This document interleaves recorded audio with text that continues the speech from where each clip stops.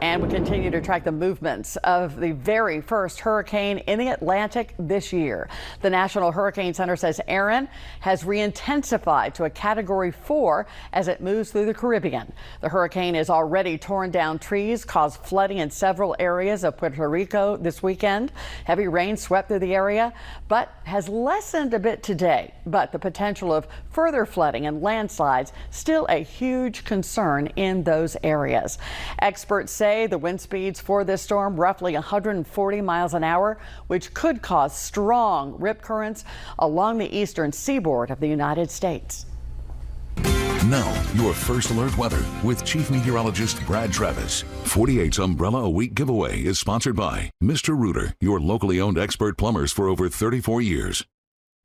Yeah, next update will come from the National Hurricane Center at 7 o'clock, an intermediate advisory, and then the new full advisory with new track that comes out right at 10 o'clock tonight. Here's the latest, moving fairly slowly northwest at 10 miles per hour, and that's what enables it to create such a huge surge here. They will see storm surge in Cape Hatteras. In fact, all along those areas on the Outer Banks, they're evacuating people. Have had some water rescues today as well, and this again far-reaching with indirect impacts, we'll call it. The direct impact will be right along the track here. Fortunately, this is staying out over open water, but again, there will be coastal flooding all along the east coast for this. The winds will eventually start to die down, but it wouldn't surprise me if it intensifies just a little bit more as it gets over the warm Gulf Stream and then it continues out to sea. But a big, very large hurricane kind of reforming the eye here. You got the Bahama Island chains over here. They're mainly dealing with storm surge and coastal flooding in those areas as well.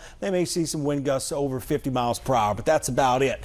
Here in our neck of the woods, pretty much the same as we saw yesterday. A couple of showers, a couple of thunderstorms, and that's about it. The strongest storm activity is over here in northern parts of Jackson County, approaching Scottsboro from the north. You're also going to see this gust of wind as there's rain cooled air. So it's about 20 degrees cooler right now in Stevenson than it is in Pleasant Groves. Also Scottsboro, you see a new storm kind of trying to pop up just to the west of Scottsboro. So again, here's your best chance in Scottsboro of seeing some rain.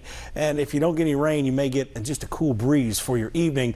Elsewhere, not much else going on. I think the same thing sets up tomorrow. Best rain chances in far northeast Alabama, and temperatures just as hot, but not as hot. Today it was 2 degrees shy of a record high in Huntsville, the record 101, and we hit 99. So the second hottest day of the year so far. That's usually the way it goes. We get some of the hottest weather in summer towards the end of summer when we're all looking forward to fall. Rain chances start to increase day by day, Thursday, Friday, Saturday.